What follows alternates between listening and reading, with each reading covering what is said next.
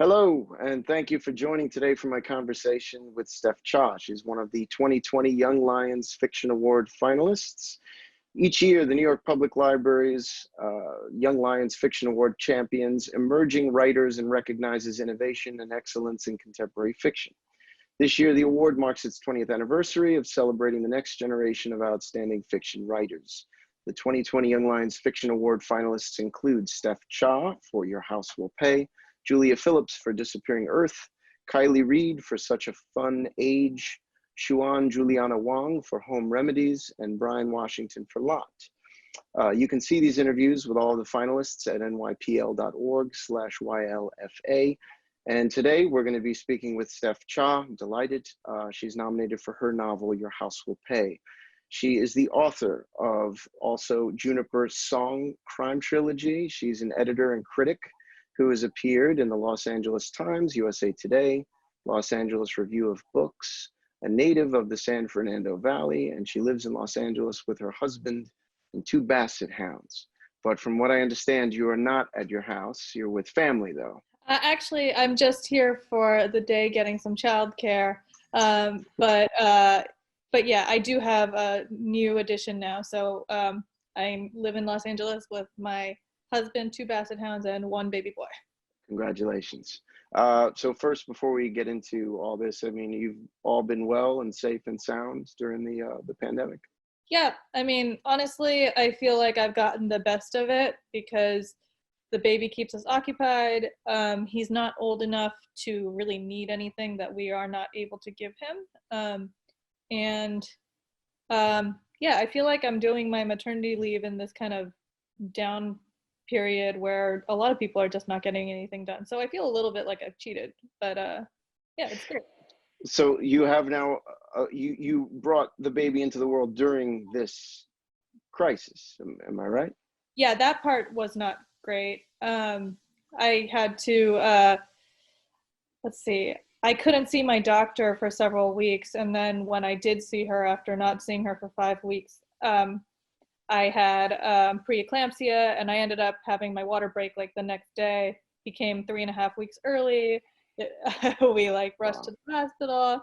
My husband was there for the delivery, but then couldn't see me during my recovery, which was, I was there for 2 nights by myself. And the baby was in the NICU for 3 days, and only one of us was allowed in at a time. We were wearing masks the entire stay. So that was all kind of a little bit terrible, but once we got him home, I feel like it's been great. Wow. Well, congratulations again, and thankfully you're all safe and sound. Yeah. And you not only did you bring a child into the world, but also your book is coming out into the world during this kind of remarkable moment. And can you tell us a bit about the story? Yeah, so it is set in 2019, so thankfully a little bit before the world changed entirely under our feet.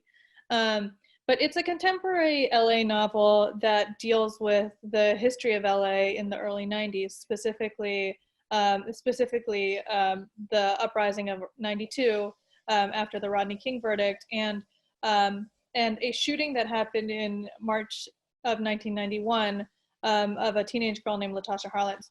So my book fictionalizes the Latasha Harlins murder and imagines what the characters' lives would be like, the lives of the families would be like in present day or 2019 Los Angeles.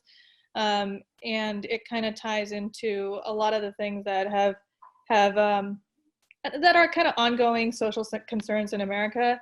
You know, it's been interesting watching the way that the George Floyd protests have unfolded.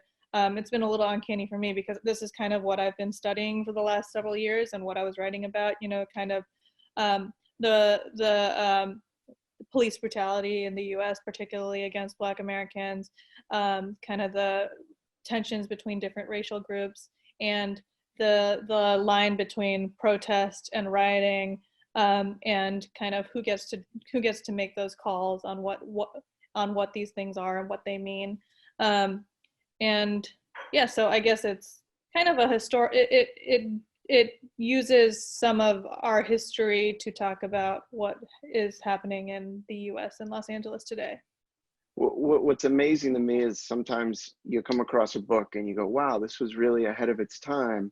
And then you come to other books and you go, wow, this is such a nice, reflective, objective experience going back to look at something.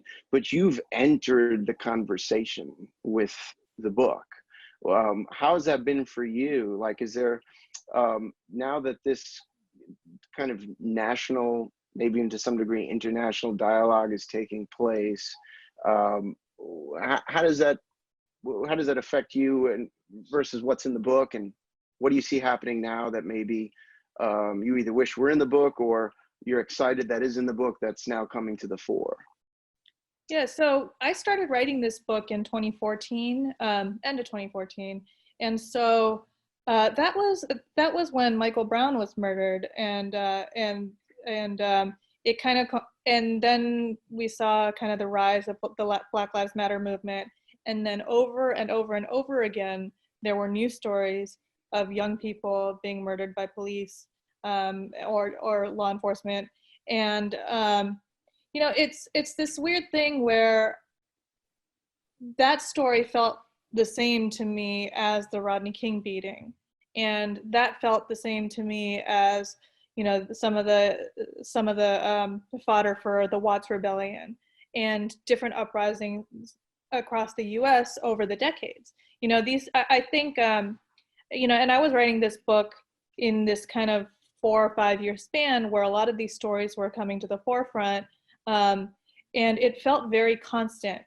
And, you know, I've had people reach out this year after the George Floyd murder and the protests that erupted after that, to tell me about how timely my book felt and how they were thinking about my book, and they were glad they read it, you know, as all this was going on. But I think it's telling that, like, you know, I didn't write this because I was predicting anything. It's because everything that led up to George Floyd's death and the movement that followed was already kind of in the works in the US. Like, these are not new things. These are things that have been in the culture, that have been in the water for decades. And you know, and the only reason it's only been decades is because, you know, before that there was just legal discrimination and that whole sordid history before, right? But ever since Black Americans have been on, like, supposedly equal footing with white Americans from a legal point of view, you know, these stories have been omnipresent. You know, they happen again and again in every city, in every big city. Yeah, recently I just heard, like, an analogy being made, and forgive me, I don't remember exactly who had said it because the news cycle is so intense at the moment, but it was equating, you know, the fire hose of yesterday is the voter suppression today. It's like the tactics are changing, but the pith and marrow of the problem is still very much the same, which I found very interesting.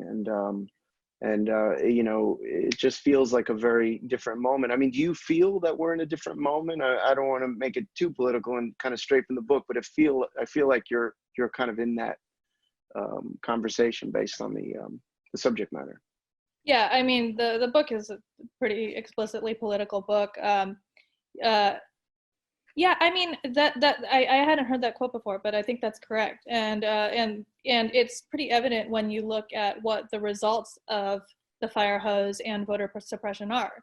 They are reaching towards the same goals, and you see those goals being carried out, and in the way that people live, and in the way that they're able to, like, access and exercise their rights, right? So I think that's pretty clear.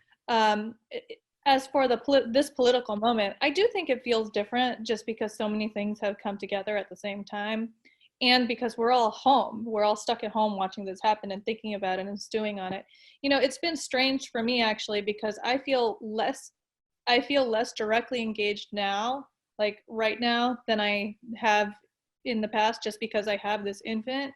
You know, so when there were protests happening, you know, within like a couple miles of my house, I was just at home watching the news, you know, whereas in the past, you know, I might have been out there, but instead I'm just kind of like watching this happen, holding this baby, and it feels very surreal to me, but it's also, it's exciting. I think that there is maybe a sea change happening in terms of like recognition of racial inequality, that maybe, I don't know, I always feel like we have been lapping at this realization and kind of getting towards it.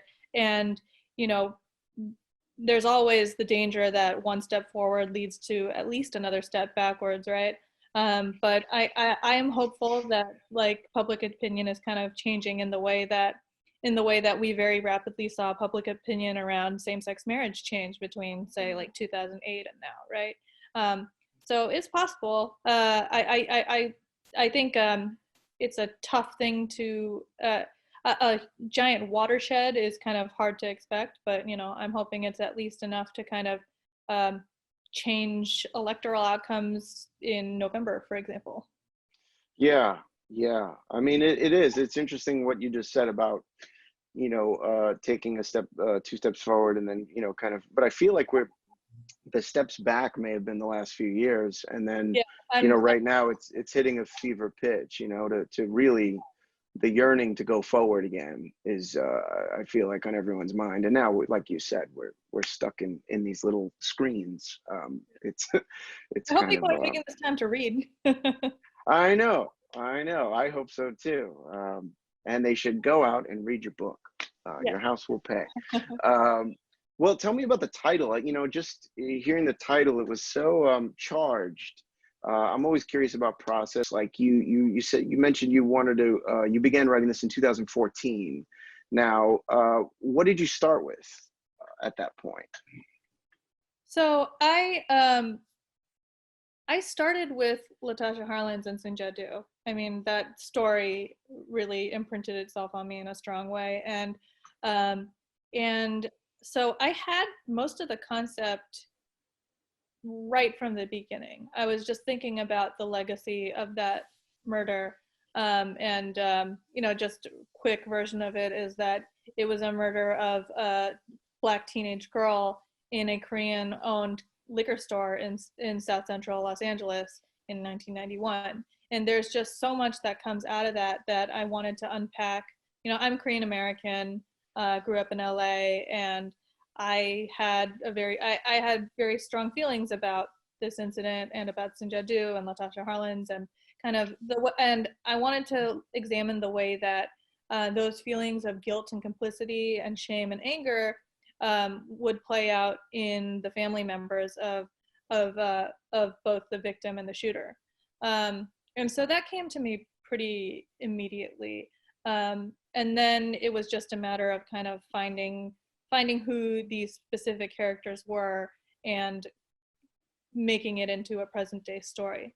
As for the and I'm sorry to interrupt, but you knew the medium right out the gate. You had a sense you wanted to write a novel about this story that you had kind of read about or had seen on the news at that point. Yeah, I had, it was one of those things where I knew that my emotional reaction was complicated enough that in order to kind of explore it properly, I would need many, many pages, and possibly fiction as the form for that. I mean, I had written 3 crime novels already, and so it just seemed like that was the correct medium for it. It's not a mystery novel in the same way as my Juniper Song novels are, but it does use crime as this kind of entry point into looking at these social issues. Great. And I'm sorry I cut you off. Forgive me.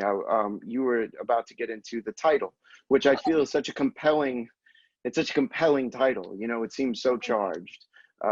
So I was just curious, at what point did you arrive at that? For a long time, the working title of Your House Will Pay was Black Korea, which is the title of an Ice Cube song that deals very explicitly with the dynamic between Black people and Korean people in South LA in the late 80s, early 90s.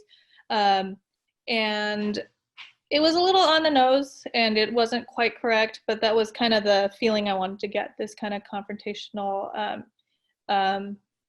bold title. And so I had that for a long time, and then I thought, You know, I wanted to maybe find a different Ice Cube lyric just because he's kind of the poet that came out of that era that people know. And so I thought it would be apt to have an Ice Cube lyric, but I could not find one that worked. And so as barring that, I was hoping to find something biblical or Shakespearean, just kind of that had that kind of heft to it. And then I found this song called Bataram by Toddy T from the 80s. And he was an LA based rapper who was active in the 80s. And it had this lyric, and that song Bataram is about police using armored vehicles to break into suspected crack houses. And so thematically it worked. And there's a lyric in there that was hang it up homeboy, your house will pay. And so when I saw that, I was like, okay, that's got everything that I need for a title for this book. Excellent, excellent. Now, how much, since you've gone into the music, it sounds like it's very impactful for you. I mean, do you write with music? I mean, what's your process like? I don't. I have a hard time writing or reading with anything that has words in it. So if I read with music, it'll be classical or jazz, something, you know, without words. So it's actually, my process is pretty separate from listening to anything. I mostly write on my couch with the dogs and kind of otherwise in silence. And I'm pretty, I don't know, I try to be structured about it because otherwise I am very good at making hours go by without getting anything done.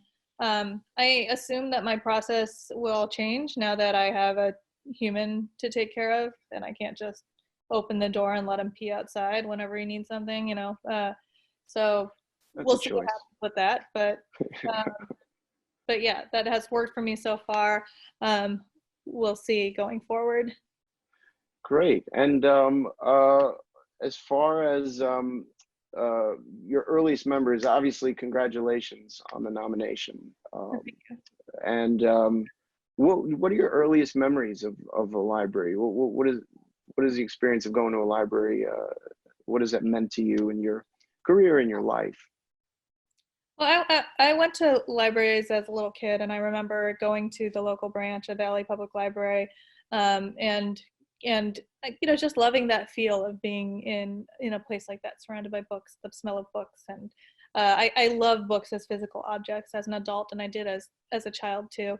And actually, my first job was at the Van Nuys branch of the LA Public Library, which actually, when I was watching the protests on the news in early June, some of the protests in LA were right outside that library because it's in the Civic Center. Mm. But that was my first job. I was a messenger clerk. I kept my shelves immaculate and very good at alphabetizing. And I love that job. You know, I worked there as a high school student.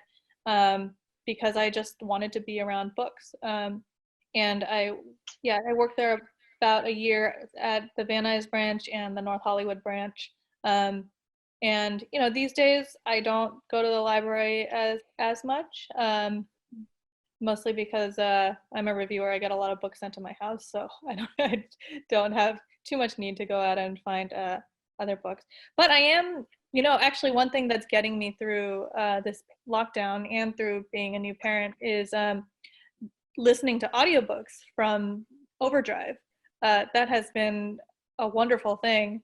I'm actually listening to a lot of audiobooks for books that I own in paper because I feel like I'm not going to be able to get to them, but I like being able to listen, you know, and I like to buy books too. So it's nice to buy and have the audiobooks rented from the library. I'm using all of my book consumption methods to get through this. Oh yeah, it's great to break it up that way too. I find that's fun. I can't read off a screen. I find that, you know, I'll read a screenplay or things like that on a computer screen, but when it comes to a book, I just can't do it. I need the physical copy in my hand or to hear it, you know, good audiobook as Yeah, well. I see you have AirPods. That has been my best pandemic purchase. Yeah, they're working out pretty well. They're getting a lot of use. I feel like I'm gonna wear them out pretty soon. Um, well, I can't thank you enough for your time. Is there anything that you specifically wanted to talk about related to the work? I'm sorry we kind of veered. There's a little bit of a salad on my end. I just wanted to kind of naturally hopscotch to different things that we were talking about. So I mean, this. I'm very thankful to be nominated for this prize. I think it's. I was really happy to hear about it. I'm also 34, so I'm right under the cutoff. This would have been my first opportunity for this kind of award. After this year, I guess I will no longer be a young writer. nah, you'll But, be. oh, and also my baby is named Leo, so he's a little young lion. Perfect. That's it's a great shout out for the library and the strong Leo. Congratulations again on Leo, and just keep staying safe, and please keep writing and getting impassioned by what you're finding out in the world. Thank you. No, thank you so much. Thanks, Steph. Congratulations.